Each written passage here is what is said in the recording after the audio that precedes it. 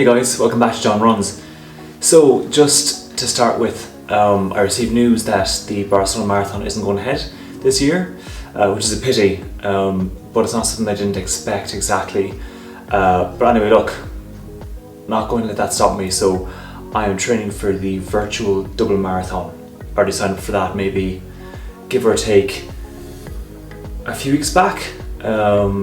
So I kind of had it in my mind that I'd have a plan B if plan A being the Barcelona Marathon wasn't going to go ahead.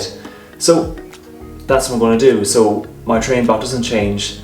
I'm still on week 4 of the training block and I'll continue for the 16 weeks. And then at the end of the 16 weeks, it'll actually land me on the day of the double marathon, which was supposed to happen on the same day as Barcelona. So actually it worked out quite well. So all in all, it's a good thing. Well, it's not a bad thing, put it that way, but yeah, still training for marathon, still have a marathon on my sights, so let's go ahead with week 4.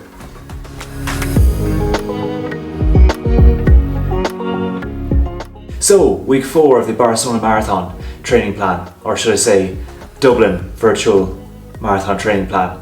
So, what did I do for week 4? Okay. So let's start out with Monday. Monday, I just did 4 miles at a steady pace. So usually on Mondays, you should use this as a recovery day from the day prior, which was the long run. On this occasion, my long run, the day before on the Sunday, was only 13 miles. So I didn't feel overly tired from it. So I said, I just, get the blood in the legs going and just do a few miles. So ended up doing 4 miles at a steady pace. A steady pace here for me was 7 minutes and 20 seconds per mile.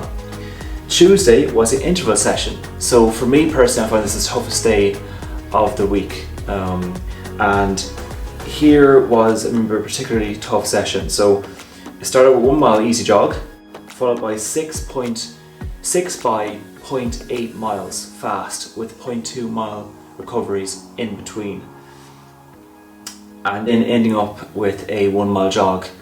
And yeah, I mean, definitely doing 0.8 miles at a quick pace, fast pace. My fast pace here would have been anything under 6 minutes and 50 seconds for that 0.8 mile, and then obviously the recovery 0.2 mile would be a lot slower, even going up to maybe 9 minutes per mile, because I'd be wrecked at that stage.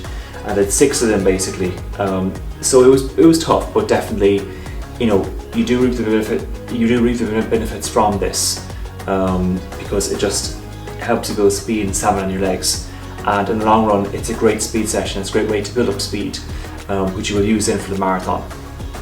Wednesday was a slow builder slow builder run, and what this was just 8 miles slow, a slow easy pace. So my slow easy pace here was 8 minutes and 13 seconds per mile. I did 8 miles here. So again, nice and easy pace and nothing too taxing. Distance wise, 8 miles is a good distance. So yeah, I mean, definitely it'll go up as time goes on, but 8 miles was a nice distance to do for the Wednesday. Thursday was a tempo run. So this is 1 mile jog to start with, and then 3 miles at a brisk pace. Now my brisk pace will be around 6 minutes and 55 seconds to around 7 minutes per mile. So quite a quick pace. And then you'd end up with a 1 mile jog. So here the session was 1 mile jog, 3 miles brisk pace, and then 1 mile jog again. A tough session, and it led me to taking a break on Friday because my legs were tired. And so on Saturday, I did a few easy miles here, so 10 easy miles. Now, I was away for the weekend, so I kind of broke away from the usual format of doing, a few easy miles, like 4 or 3 easy miles on a Saturday. And because I knew that my Sunday long run, I wouldn't get it done because I was away and I just didn't have time. So here I did 10 miles at quite a easy slow pace of 8 minutes and 48 seconds per mile. And so as I said there, Sunday only ended up doing a few miles, 5.10 miles here, at a pace of 8 minutes and 9 seconds per mile. So yeah, as I said, I broke away from the usual training routine of having a few easy miles on the Saturday and then having my long run on the Sunday. And so with this, I wouldn't advise to break away all the time. You know, sometimes life gets in the way, you know, and sometimes you have to skip it. Now, this was a situation for me on the weekends that I just couldn't get that in, unfortunately. So yeah, I just basically skipped the usual routine, but I still got running in, which is good, and which I needed to do for myself.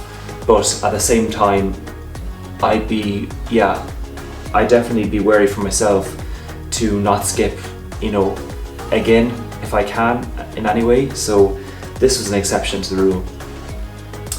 And so yeah, so that's it really. That was my week of training.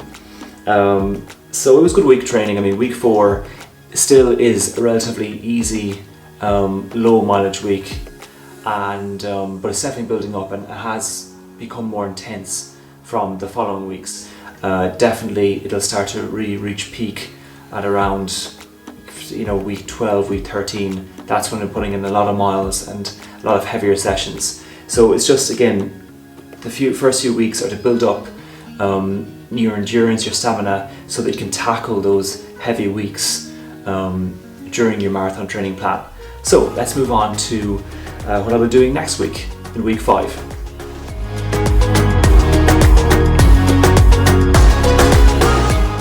Okay, so week 5. Week 5, Monday is a rest day.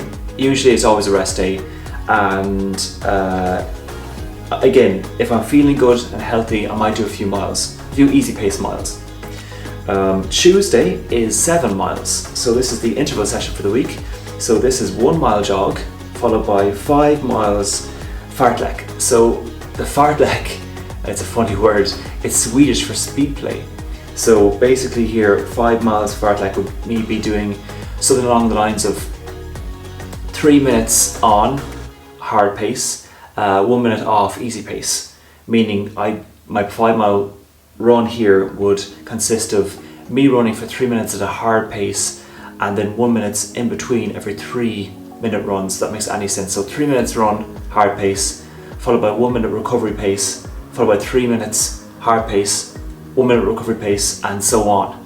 And that would go on for 5 miles. So it's quite a heavy workout, and definitely there to you know, to help you build speed, which is great. And I do like these sessions because they are, you know, different to the normal daily miles that you put in. So looking forward to that one.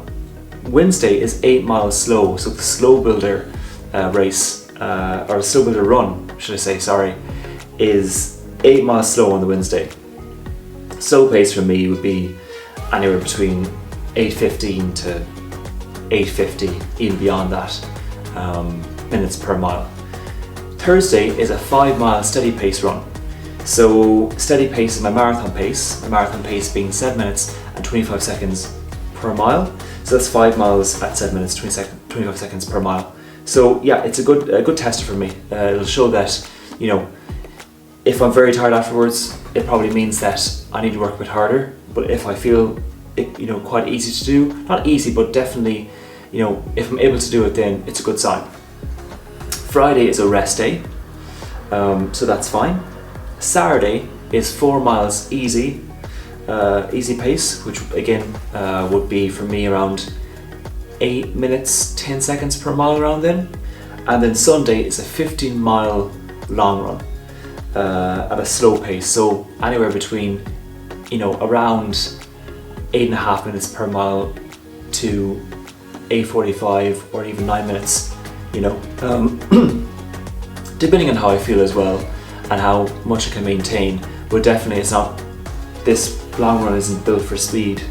It's not supposed to be a quick run, so slow pace is what's required here. So that's it, folks. Thanks again for tuning in. Please like if you like this video. Please subscribe to my channel if you want to follow me on week 5 and beyond, and I will talk to you again very soon. Thanks.